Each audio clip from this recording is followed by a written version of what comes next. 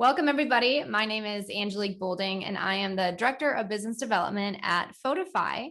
Today, we have joining us Justin Jarman of Harvest, and we're excited to dive into all things podcasting when it comes to sales enablement and marketing, and how to utilize podcasting as a really great tool to help lead content creation and thought leadership.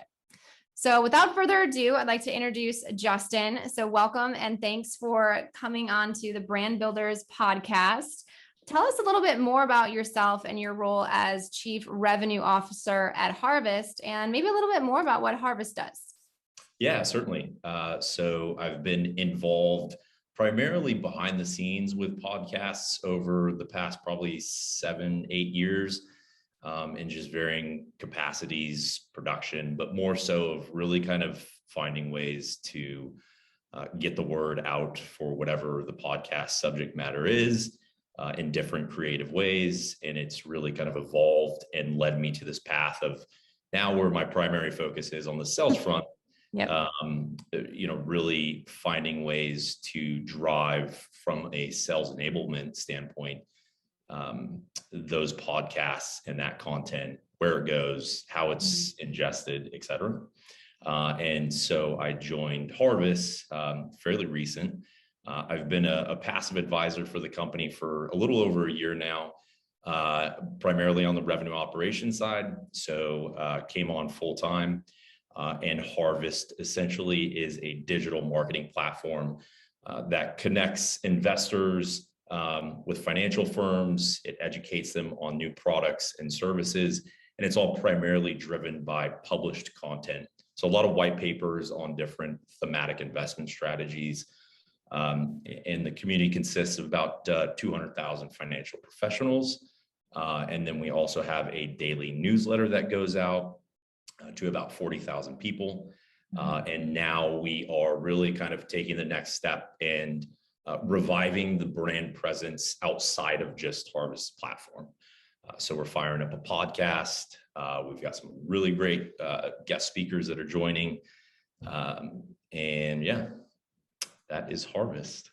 That is awesome. That's a very unique and very niche type opportunity, which I'm excited to learn even more about. But back to the idea of podcasting. Obviously, I know this is new to your role here at Harvest, but it's something you've been doing for a while. Just kind of out of curiosity, what are some of your favorite podcasts that have kind of helped shape how you have produced yours in the past, or some ideas that you're going to take with you into the new podcasts? Yeah. So, I'm kind of old school, I guess. I'm a big Joe Rogan fan. Like, of course. Right? Glad he's still living though, right? I mean, he survived COVID. Yeah.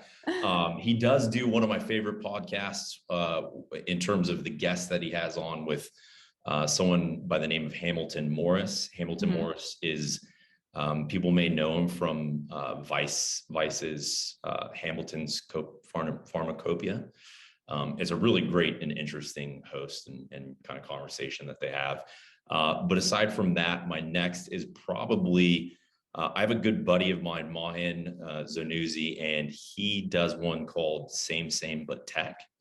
Okay. It's a really interesting format where it's almost interstitial. They're taking really common kind of tech topics, and then they are really, I don't want to say dumbing it down, but really making it digestible in how people are able to comprehend. Kind of like how Neil deGrasse Tyson is a science communicator and can explain a really complicated topic to a 5-year-old. Sure. That's what they're doing with super complex new technology movements. And he does this interstitial, where he'll come in, have the guest, and then pause and kind of have a voiceover explaining and relating what is going on, and then have the guest pop back on. It's a really interesting format. I like that. Well, and I think because I'm kind of old school in my ways too, where things you should know and Freakonomics Yep. When you have Stephen Dubner has like the voice of Jesus to me sometimes, because it's Right. just something comforting about, it's the recognition of having that same person and that same intro. But like you said, it's dumbing it down, these complex ideas behind things.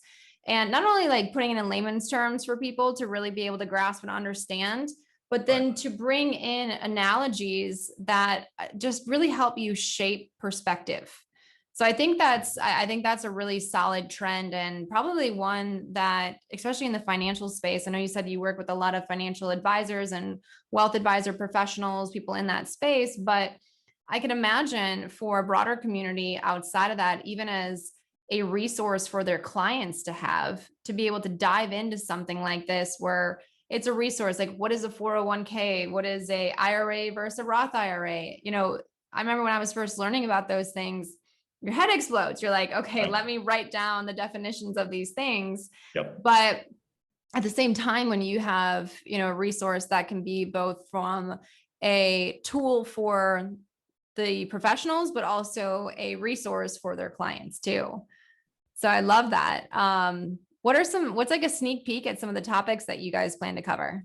So we're coming out of the gates pretty hot, where we have some existing clients that are on Harvest platform. One in particular is Arca Fund. They're a cryptocurrency fund, kind Okay. of like Harvest Cinderella story. They actually raised a significant portion of their investment fund off of Harvest. Interesting. From Yeah, so content shared? from content shared, exactly. And there's some really cool features in Harvest where lead generation comes into play based on the content that you publish. Okay. So they're going to be joining the podcast as kind of guest one, but we're going to do a 3-part series within the crypto space. The second one is Unbounded Capital. So they're a newer fund in the cryptocurrency space. They're dealing more in what is called Satoshi value. So it's, or SVs, where it's Bitcoin, but it's like the microfinance component of Bitcoin. So I So a gotta little ask, bit, is yep, Satoshi like the ghost guy that created Bitcoin and then pieced out? exactly. Okay. So he's Okay. sitting on the most Bitcoin, just silent. Like Somewhere in the world. I did the math one day, and he's actually, if you calculate it and the amount of Bitcoins that he's sitting on, I think at the time, this was maybe a year ago, he's, I think, top 25 richest people in the world if he were to If come he in. exists. Or If maybe he, he's Elon Musk and exactly, right? So we're coming out with the first 3 episodes are going to be around cryptocurrency. Happens to be the number 2 most consumed topic on Harvest. And then we're jumping in over to environmental, social, and governance, really hot topic, or ESG as it's commonly known. You'll see a lot of corporate companies in the news right now that have been instituting their ESG initiatives. So it's kind of like people, planet, profits, basically. yeah. Big buzzword. So we've got that one as the 4th, and then it's this kind of evergreen opportunity. I'm doing some really interesting things, what I call kind of like idea hacking. Mm-hmm. And this is me just kind of going off on a long-winded rant, but basically some of the way that I test my topics is by following some of these influential people that I do on Twitter, and leveraging their community to test my ideas, ideation hacking, basically. So Love that. kind of play off of whatever topic they've thrown out there or tweeted, and the topic that I'm kind of researching and thinking about, post that and seeing how their community actually engages with my tweet, and reply to theirs. And it kind of is like a social validation tool to say, okay, there's a signal here that this could be a successful topic on standalone, Right. or on its standalone self. So that's going to be the 5th topic, and it's what's called tontine funds. It's a really kind of old school fund or investment strategy, where think of like an annuity. So you pay a lump sum up front and then you're paid out until death. Mm-hmm. A tontine fund is essentially, you do the same thing, but as the people that invested in the fund from the get-go, as they die off, the payments moving forward grow more and more to the people that are left over. And the last person standing gets the largest share. So yeah, it's a very archaic investment tool, but there's kind of this buzz. Not a lot of people know about it, but there's this buzz, and I tested that out in that kind of ideation hack. And so that's going to be our fifth topic. Well, I applaud you because I think, I mean, when you have a tool and a resource like Twitter or like Reddit, when you have these sub communities and these, I can't even describe. I mean, when I think about like Wall Street Bets and the community that gathered around something as massive as a social change that they almost implemented or had implemented, I mean, why not use those resources to test ideas? So it's, I mean, I really applaud that idea because, I mean, before going out and creating a bunch of content around a concept, let's test and see if it's actually something of interest. Exactly. So that's a really good a good start there. And I honestly, I mean, just even from some of the topics that you described, I think there's a lot that I can learn just from that. But bringing it back to you know, sales enablement, and you know, I love again how you are testing different concepts. But at Photofy, we had a brief conversation about this a few weeks you and I had, and within sales enablement, you know, it's not just about, all right, sales. We need to, you know, go about and do the hard sell. I think it is so much more now about authenticity and providing, as though it never was. I mean, it always has been providing value, but even more so in being able to be thought leaders in your given space, I think is so important. And you mentioned earlier today how you've been reaching out to guests and asking people to join you on these podcasts, and your response rate has been great. So I think there's kind of this combination of people want to share their knowledge. People love sharing. I mean, especially when you're spending 10, 20, 30 years of your career focused in one area, you've got a story to tell. And I think the beautiful thing about podcasting is, you know, it's giving people a platform, but on the sales side of things, you never know how it can be utilized as a tool to generate organic leads somewhere down the line. Yeah. So do you have any, you know, to that point, I mean, what are your thoughts on podcasting as a sales enablement tool? And maybe even the example you gave earlier about, sounded like one of your organizations, maybe crowdfunding, I don't know if that's the right word, but they actually got their first round of funding through a program like Harvest. Yep. Yeah. So, you know, they were unique in kind of right place, right time. They did a lot of content marketing, a lot of podcasts, and that essentially drove interest and the ability for them to raise a significant portion of their first fund through Harvest. And so they'll be our first guest on the podcast that we're getting ready to launch September 28th.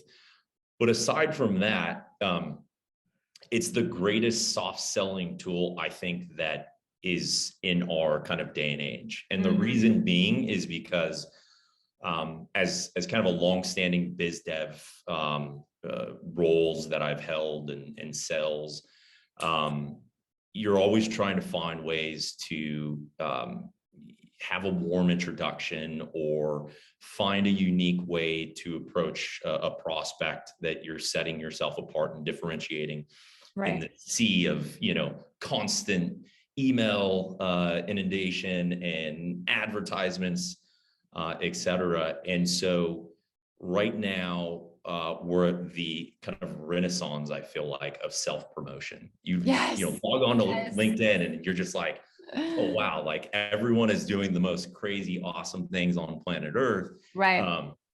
And so with the podcast as a tool in your tool belt, it really is this soft introduction and biz dev asset to where you're providing you know, an asset or a value to a potential prospect that you're looking to, you know, hopefully do business with. Sure. So what we were discussing earlier, there was 12 people that I wanted to invite on the podcast. One or two of those we were already doing business with. So aside from that, but as a whole, the 12 people that I reached out to, 10 of them opted in and said thumbs up. And 8 of those were prospects that I really want to do business with. For me to try and get in front of those 8 that I really wanted to do business with, probably would have taken me an additional, 60 to 90 days of looking through my network to see who I had a warm introduction with, to rolling the dice and going in with some cold emails. So it really kind of served as this really nice platform to offer value to someone, and to develop a relationship out of the gates. And now they'll pick up my phone call, or they'll, open my email and at least respond back, right? So it's opened the door. It's enabled me to have that relationship or that conversation. So you're coming to the table with value as opposed to coming with an ask. Well, yeah. And like you said, it's that soft selling tool where it might not be that you're going to close a sale that day, but you provide, like you said, value to that individual, and you're starting the foundation of building a relationship with that person. And I think that's, sometimes the most overlooked thing in sales is that it's about the relationship. You want to make sure that the people that you're going to be working with, and it's not above and beyond if the product is right for your company, but also that the people you're working with are somebody that you can know and trust, and that will continue to strive to provide you value. The other interesting thing you mentioned that kind of popped up another question for me is, we have been in this increase of this self-promotion. I mean, the likes of Instagram, and, you've got TikTok, you've got podcasting, and all these different avenues. One of the things that came up for me is, especially before the pandemic, I mean, now we're all used to, like you and I are doing right now, we're behind our computer screens in our home offices working, very grateful to be working remotely. But I think that has kind of driven the ability and maybe even the comfort level that people have to broadcast themselves. And one of the most common things, as they say, of like the fear of public speaking. I mean, some people are more fearful of public speaking than they are of, getting attacked by a shark or, something crazy like that, whatever. But it's a real thing. And I think that by having, and some people might not agree with this, but by having this barrier of like, I'm in my home, I'm in my office, I'm comfortable. And I mean, you and I are speaking right now and have, 150 people watching this at the same time, but it doesn't feel like that pressure at the same time. So it's this interesting space of, you called it's providing a platform for people to share information. And I think there's another degree that I would add to that of leveling the playing field.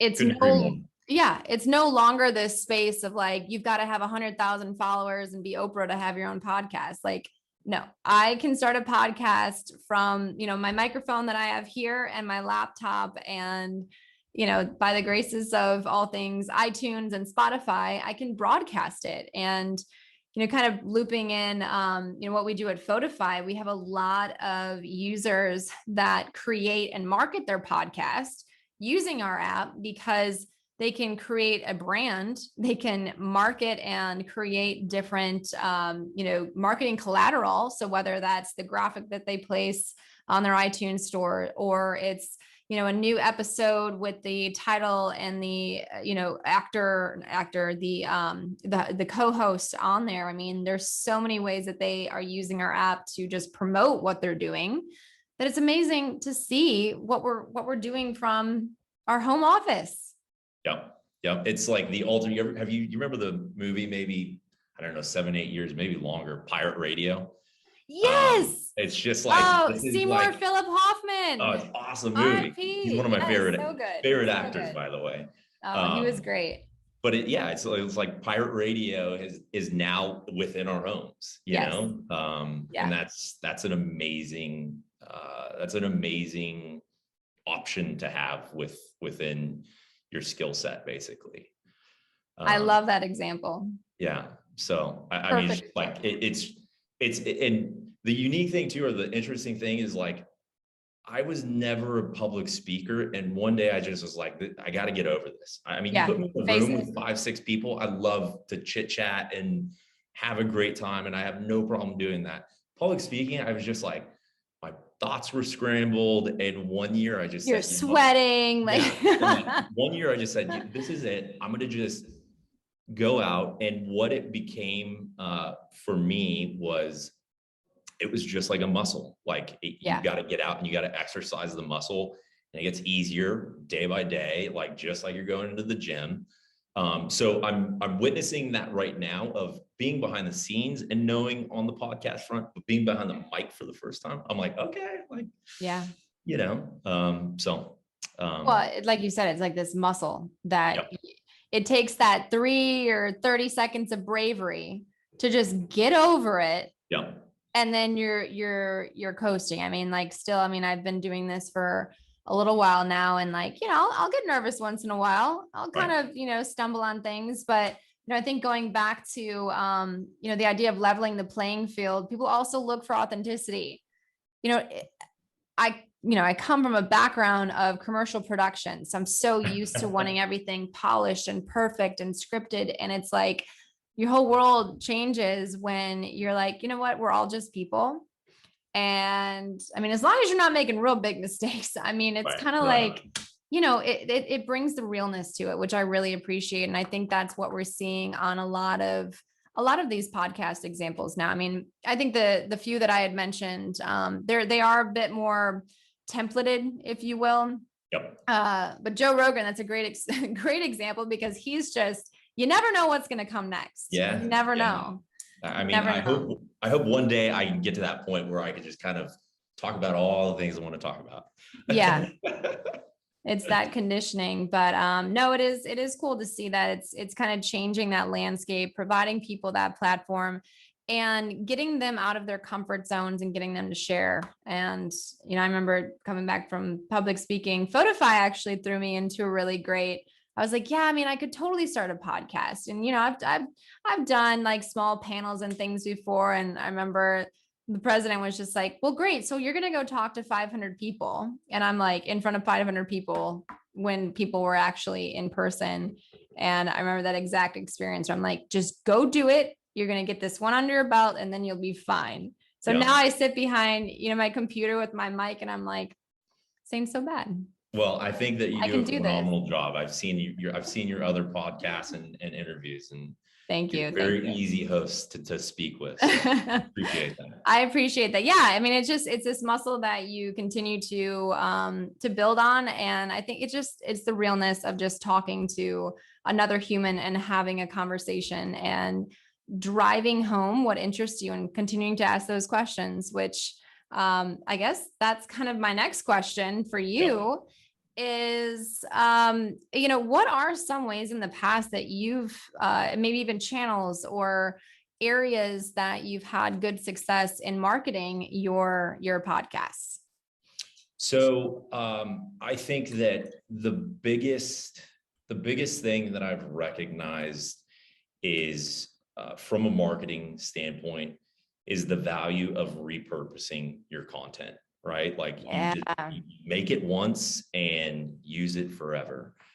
And I think that, you know, tying, you know, Photofy into this, that is why I was introduced by a mutual friend of the company. And then knowing what work goes into that repurposing of content, the value that Photofy brings to the table in my kind of lightning speed way to repurpose that content, is just of substantial value. But that's my biggest kind of like, if I can give advice to anyone, it's like the value and investment of this one piece of content can be just extrapolated out so far and into so many different forms. You know, turning it into using transcription services, turning into a text only Q&A, posting through Medium, chopping it up, putting it into a thread on Twitter. turning it into social carousels, using it as ad space for some of your, digital advertising on different socials. It's just, there's so much value in the repurposing of that one piece of content. Right. It's such an amplification, avenue, and of so much value. And the brief times that I've spent in the content business, the library is king for content, so I think that is, if anything, getting creative of how you repurpose and distribute that content. There's just so much value in that. Well, back to your point about utilizing the likes of Twitter to test ideas, I think that's another really good measurement tool when it comes to repurposing content, because you can throw a seed out there, and then if you find that it's growing, then run with it. Like you said, turn that into a blog post, a podcast, a commercial, whatever it is that is in your marketing funnel and how you create. There's so many opportunities. And one of the reasons I had to look this up, because it was a quote that I read recently from, I love this channel on LinkedIn, by the way. It's the Marketing Millennials. And this guy, Jason Bradwell, said, "I'm convinced every marketing team should have someone 100% focused on repurposing their content." I could not agree more with that. And it's amazing because, I think about how often, in teams, they're so focused on, okay, what do we create next? What do we create next? And we're not looking at the opportunities that are right in our arsenal that have worked in the past. We're just constantly trying to think about something new. Yep. And I love that. And it kind of sparked in my head, like, well, I knew about it. Why aren't we focusing even more on it? Right. So I think that's a brilliant approach to that. And I think that with podcasting, it only gives yet another platform where, truthfully, the attention that people have right now, and I'm guilty of this also, but I still read articles. I still will read and even write blog posts when it comes to, content creation and thought leadership, but nothing is as easy as spoken word. Yep. And if I can, just like this, have a conversation with somebody and even further elaborate on the ideas that I want to put into a piece of content, it makes it easier. It's more approachable. And for me, I'm somebody that, if I'm walking my dog, I'm going to throw a podcast in. If I'm in the car and have more than a 5-minute drive, I'll throw a podcast on, because I can still capture and gain that information without having to sit and stop, which I know there's arguments there to, pause, right, just get into, and I will get into a good book, but I think that's another awesome approach to podcasting, is that it has become one of the best customer acquisition tools out there, because we're just meeting people where they're at right now. Yep. And, there's another statistic that I read where I think 65% of the population are visual learners. Yes. And 30% are auditory learners. So if you don't have an auditory, or an audio-based way to market, then you're essentially alienating 30% of your potential or addressable market from a sales marketing standpoint. So I think that there's a lot of brands that are hesitant because they just don't know it. But whenever you look at it from your addressable audience and the preference on how they consume content, mm-hmm, you're kind of shooting yourself in the foot by not having this as as an option and tool within your, toolkit. Yeah. One step further, I'd take that too, is I think that is important to be mindful of accessibility.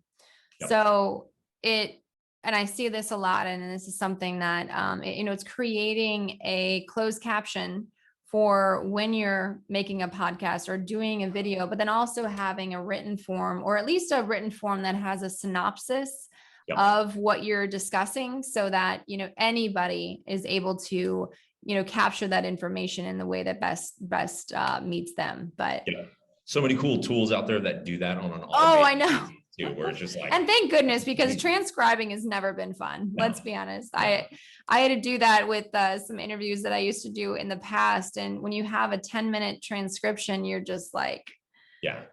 And now I can upload a video and something comes out. So, well, no, I think that's super helpful. Do you have any other, I guess, like tips, tricks, or tools of the trade that you've utilized within your podcasting experience? I kind of wrote down some kind of high level notes, but I think, I kind of touched on the main ways and how I look at it and have used it in the past. And